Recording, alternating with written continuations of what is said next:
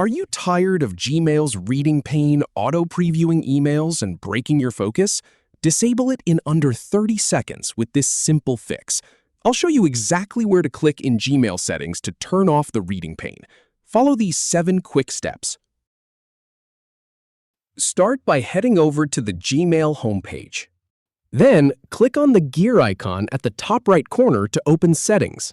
Now, click on See All Settings to open the full settings panel. Next, click on the Inbox tab at the top bar. Scroll down until you find the Reading Pane section. Click on Show Reading Pane to uncheck it.